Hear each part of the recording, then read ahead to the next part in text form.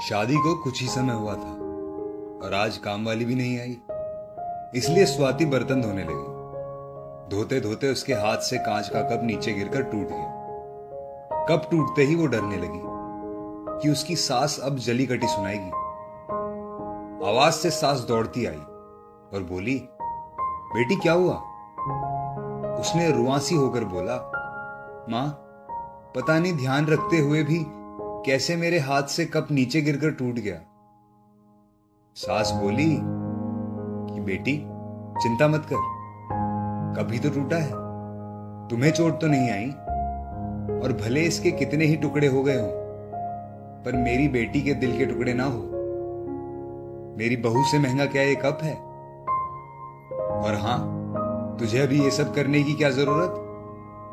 मेहंदी भी नहीं उतरी तेरे हाथों से। अभी तुम राज के साथ ज्यादा से ज्यादा वक्त बिताओ और एक दूसरे को समझो, तभी तो तुम दोनों की नींव मजबूत होगी। ज्योति इधर आना, अपनी भाभी का ख्याल रख, अभी इस घर में नई आई है। स्वाति, तुम मुझे अपनी मां ही समझना, मुझे भी तुम्हारा दिल जीतना है, सास बनकर नहीं, मां बनकर। शब्द क्या मानो अमृत के घूंट थे। देखते देखते स्वाति की आंखें छलछला उठी।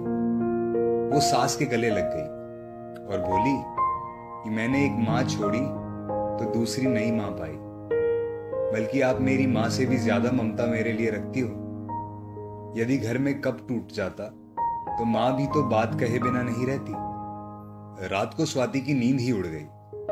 रह रहकर शाम की घटना याद आ रही थी। सास के बारे में उसकी जो सोच थी, उससे विपरीत सास का व्यवहार पाया।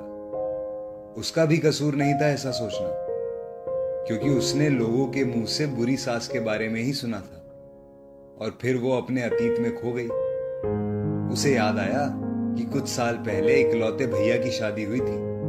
भाभी के हाथों से मेहंदी का रंग उतरने से पहले ही मां ने भाभी पर घर के काम की पूरी जिम्मेदारी डाल दी और अपने ही नियम कानून के हिसाब से भाभी को चलने को विवश करती रही। मां ने भाभी को घर में एडजस्ट होने में जरा भी वक्त नहीं दिया। भैया भाभी को बाहर ले जाते तो मां का मुंह फूल जाता।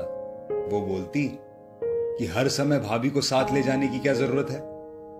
कभी भी भाभी को खुली हंसी हंसते नहीं देखा मैंने। समय के साथ भाभी ने सहना छोड़ दिया।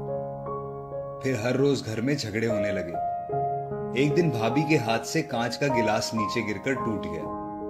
मां चिल्लाने लगी कि कितना कीमती गिलास फोड़ दिया, रोज इतना माल खाती हो, उसकी शक्ति कहां गई? अपने मायके में गिलास फूटा होता तो मालूम चलता। कोई भी काम ठीक से नहीं होता, ना जाने कहां ध्यान रहता है तुम्हारा। भाभी भी भड़क कर बोलती कि हां, मैं तो बैठी बैठी खाती हूं, आप तो खड़ी खड़ी खाती हैं। जब से आई हूं तब से रोज जब तक 2-4 जली कटी ना सुना दो तब तक आपको चैन नहीं पड़ता। कभी मेरी मां को तो कभी मेरे बाप को, हमेशा मेरे मायके वालों को कोसती रहती हो। दोनों तरफ से तीर बरसकर एक दूसरे को छलनी कर रहे थे। घर के अलावा उसने कई और भी जगह सास बहू के झगड़ों के बारे में सुना था। अब वो शादी से कतराने लगी थी, पर मम्मी पापा के बार बार कहने पर शादी करनी पड़ी और वो एक अनजाने भय को लेकर ससुराल आ गई। पर आज की घटना से उसकी सोच ही बदल गई कि सब सास या बहू में ऐसा नहीं होता।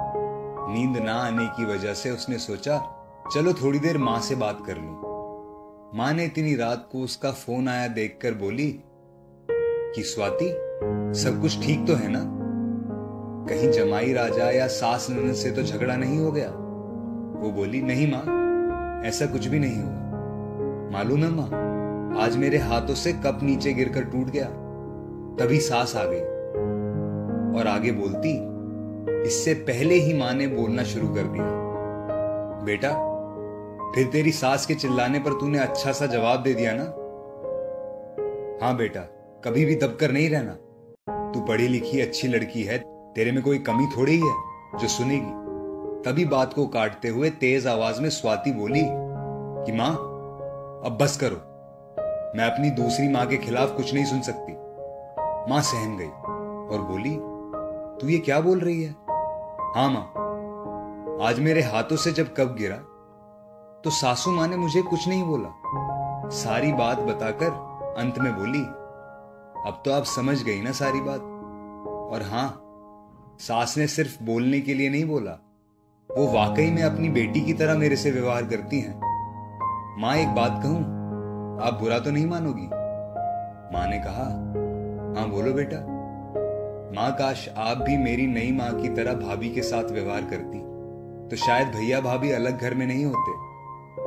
माँ, मेरी सास ने शुरू से ही अपने प्रेम की नींव मजबूत कर ली, तो उस पर टिके परिवार में मजबूती कैसे नहीं आएगी?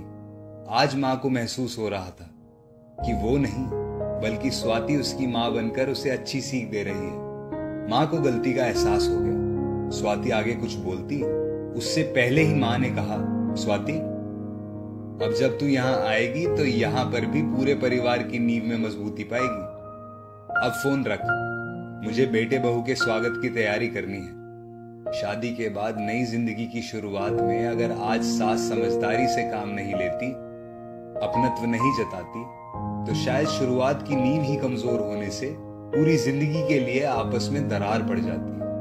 कप तो फूटने से कोई नहीं रोक सकता, किंतु प्रेम को टूटने से तो हम रोक सकते हैं।